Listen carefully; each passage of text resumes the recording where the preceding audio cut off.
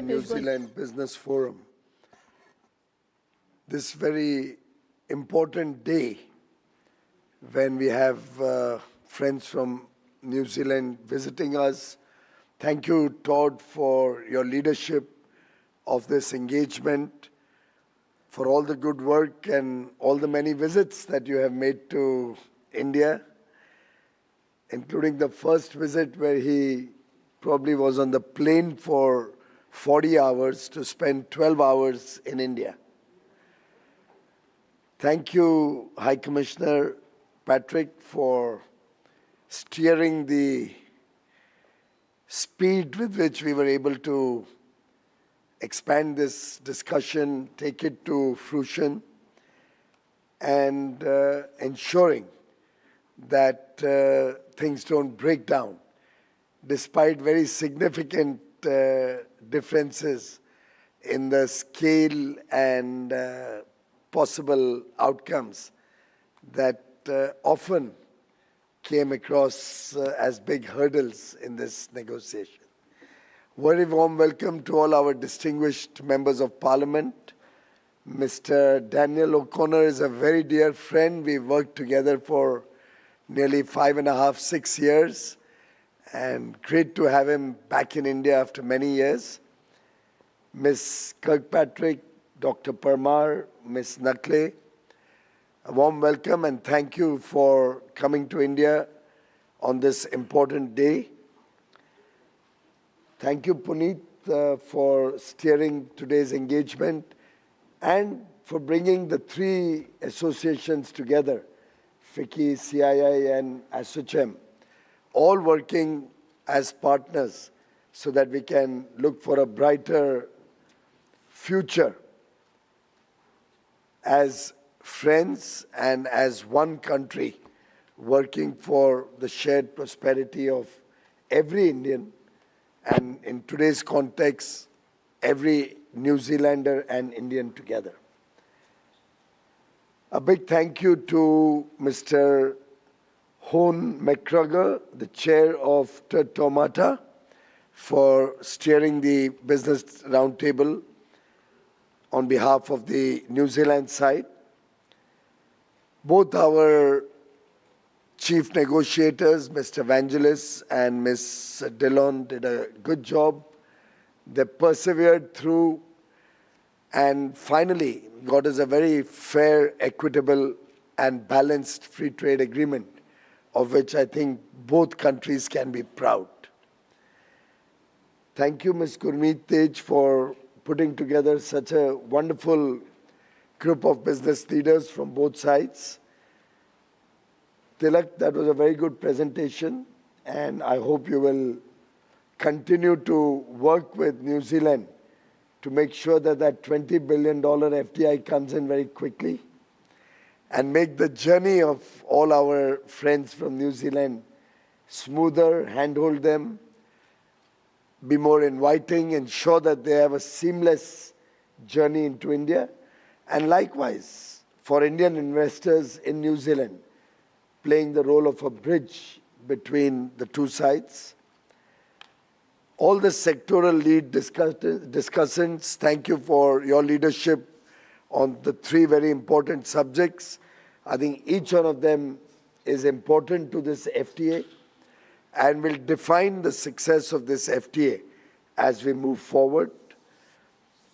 Captains of industry from New Zealand and India, thank you for participating today at this very important business forum, which I hope will be the precursor to many more in the years to come. Ladies and gentlemen, today we meet soon after New Zealand observed Anzac Day, the 111th anniversary of the Battle of Gallipoli. And why I am remembering that is because,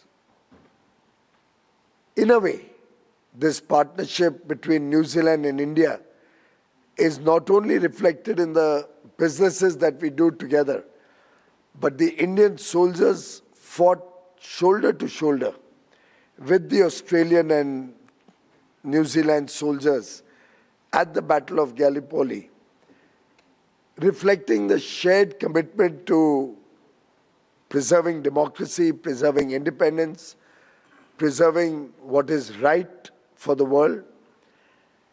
And today, as we sign the free trade agreement between the two countries, we are expanding that partnership to open the doors for greater business, larger investments, more trust and confidence in each other, and working towards ensuring that the people of New Zealand and the people of India can work together in the years to come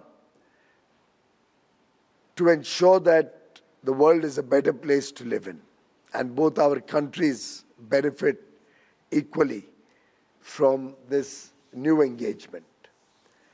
I must place on record my deep appreciation of the good work that businesses have done so far, but I'm sure you will all agree that the potential is many-fold more. While both our countries are separated by a long distance, I think borders and distances are gradually becoming immaterial in the world of today, where a lot more of technology, a lot more of digital engagement, significant amount of possibilities of working together both in merchandise or in services, working together in newer areas like tourism, cultural exchanges, education, the audiovisual or entertainment sector, the creative industry. The world has moved on from the past.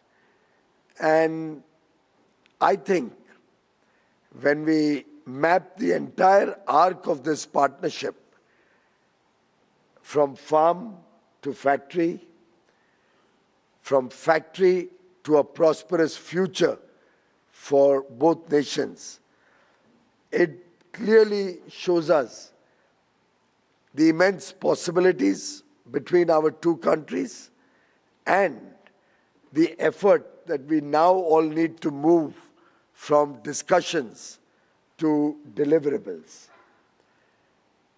And as Todd just mentioned, the most important element will be all of you. To some extent, we've done our job, but we'll always be available to help all of you leverage this partnership to greater heights and bigger achievements. Honorable Prime Minister Christopher Luxon, when he came for the Raisina dialogue earlier this year, very rightfully mentioned, in an increasingly multipolar world, India's size and geostrategic heft gives India autonomy. India today works with the rest of the world from a position of strength, full of confidence, to engage, expand the relationship, not worried, but looking to encash the opportunities, while also willing to open our doors to greater international engagement. And we do that from a position where we have an economy of size and scale, an economy that is working with strong macroeconomic fundamentals, a young population under 30 years of age at average, very aspirational, looking to the future in an interconnected world from the lens of their smartphone, looking at what is happening in Auckland or Sydney or Tokyo or New York, with 1 billion Indians connected to the internet. I'm told the second largest number of ChatGPT users also come from India. And gone are the days when Indians worked for the basic amenities, basic needs. Today they work for high quality of life. A growing middle class, sporting a GDP which on purchasing power parity is nearly $15 trillion. A Coke bottle in India would probably cost 1/7 of what it would cost in New Zealand. You would be able to run your requirements for the office or for manufacturing at costs significantly lower in India, and providing you that differential edge that can help your businesses scale up, that can help your businesses expand into newer markets at competitive prices through India, because this free trade agreement reflects the shared trust between the two nations, the confidence of policy stability, the confidence of stability in the business environment, open doors, and all of this leading towards resilient supply chains. Very often I share with friends from the developed countries that COVID taught us a lot of new lessons. We were all doing a lot of our businesses, a lot of our activities from home, and realized that for every part of our business, we don't have to be located in a particular geography.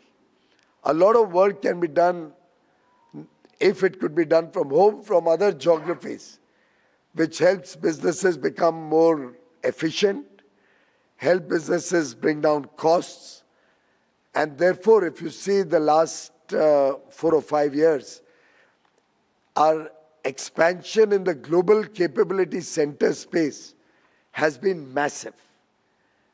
We have today probably close to 2,000 global capability centers operating in India, expected to go up to 2,700 in the next 3 or 4 years. Almost every Fortune 500 company works out of India. And going forward, they are all seeing the benefits of the huge talent that India provides at very, very attractive compensations. The fact that we produce the world's highest number of STEM graduates every year. The fact that a young Indian is willing to really go work that extra mile and doesn't remind you that it's Friday evening and time to go to the pub.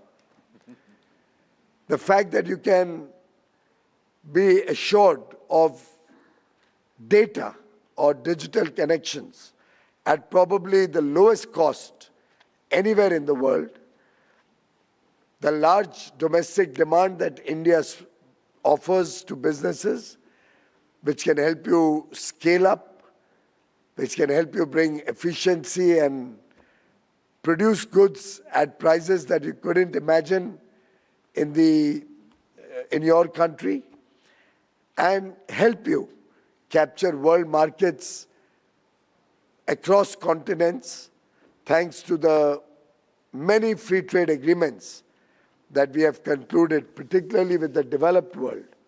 In fact, in the last 3.5 years alone, we have concluded 9 free trade agreements, each one of them very comprehensive in nature, covering 38 developed nations, 38 prosperous nations, and in the aggregate, giving preferential access from India to businesses for about 2/3 of global trade or 2/3 of global GDP. All of this, friends, coupled with the structural reforms that we have focused on, some of which were mentioned in the presentation, the fact that we are making businesses easier to set up, easier to work in India, working towards reducing the compliance burden, decriminalizing several obsolete laws, ensuring simplicity in operations, ensuring a business climate that is trusting, that encourages investment, and also making sure that as a nation, we provide an environment that is business friendly, that is very inviting, and that can help you both grow and enjoy good profits in India. From India, you can serve markets across the world, whether it's Africa, whether it's Latin America, whether it's Central Asia. If we were to look at developing countries, or the US or Europe, if you focus on developed economies, this can become your corridor. This can become your gateway to the entire world. The free trade agreement is very comprehensive, very forward-looking. While it opens the doors for goods and services in a massive way, it also has an investment commitment which will encourage businesses to leverage the strengths and scale that India offers. It will also encourage Indian businesses to look at New Zealand market, both for access in goods and services and potential investment. It'll, as Todd said, it could open up the doors for cultural exchanges, could open the door for education. It can expand our engagement on pharmaceuticals and the medical side. It can encourage new job creation, technology transfers, joint innovation projects. We are looking at partnerships also on the agricultural field. I'd love to see some Manuka honey come to India, but also would like to see our kiwi farmers benefit from this partnership. I was amazed when I found the one company who's also present here expand or produce or do a business, have a revenue of $3 billion on kiwi fruit alone. And as we were having kiwi fruit at breakfast yesterday, Todd was wondering whether it's Indian kiwi or New Zealand kiwi. In fact, I remember Shushruth, who's the founder of invasive surgery, the first person in the world to actually start surgical operations, came from India. And my own surgeon, a very dear friend and doctor in Mumbai, he's no more, and he's one of the finest surgeons that India had ever produced, Dr. Udwadia. He used to treat Indian patients for the post-surgery treatment by using a dressing which had Manuka honey in it. And I remember once when he told me the ingredients he required, he wanted the gauze, of course, the dressing. He wanted Indian desi ghee, that's the butter that we produce in India from our cows. He wanted Indian desi ghee.